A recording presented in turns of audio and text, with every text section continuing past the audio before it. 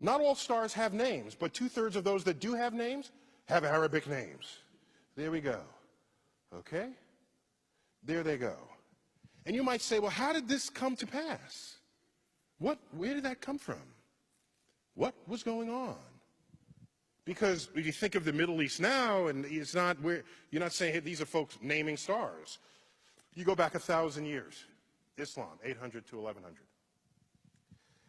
In that period, it's generally called the golden age of Islam, of Islamic science. Golden age.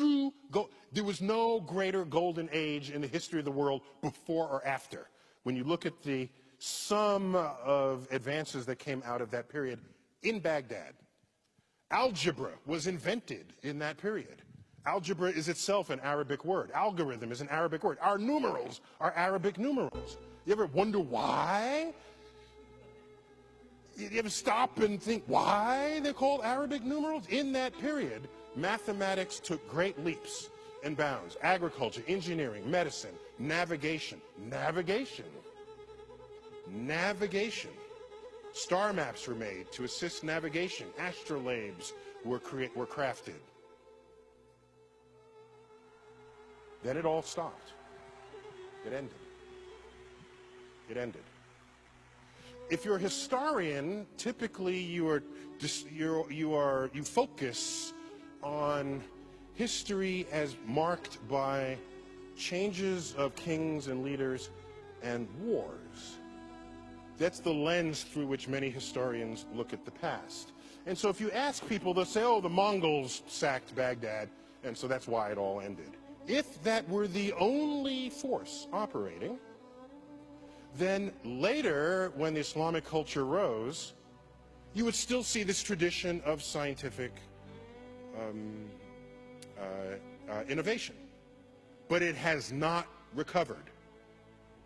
It has not come back at all compared to what was going on in that 300 years. And what you do is you read the writings of Al-Ghazali, who was a Muslim cleric, and he was to Islam what St. Augustine was to Christianity. What he did was he taught you how to be a good Muslim.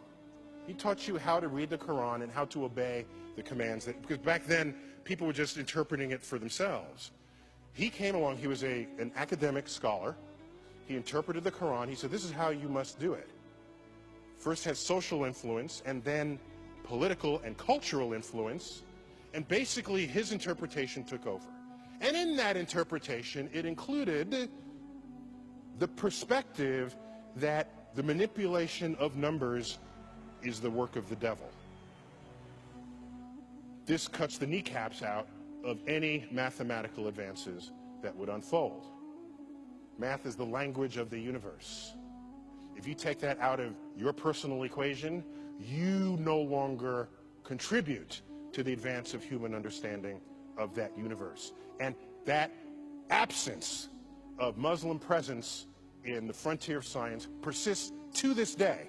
Take a look at the Nobel Prize from 1900 to 2010. I can do this for the Jews, for example. How many Jews in the world? There's like 15 million tops. 15 million out of 7 billion people. These are the numbers of Jews who have won the Nobel Prize in the sciences. 25% of the Nobel Prizes. We have a Jewish person in the audience. Congratulations. Okay, fine. Okay.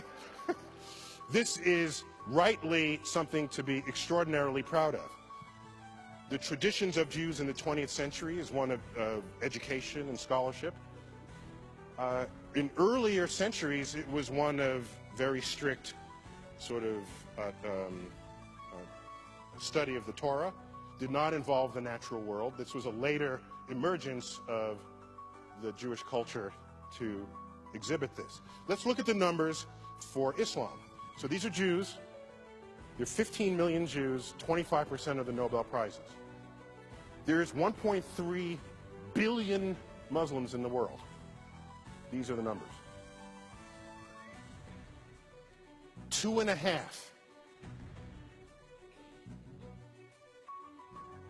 Okay, I'll give you 3 if you really want to include economics as a full number there. Okay?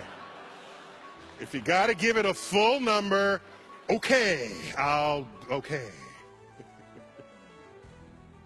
I lose sleep at night with the question, how many secrets of the universe lay undiscovered because 1.3 billion people who in an ancestral time would have participated in this enterprise and are now not.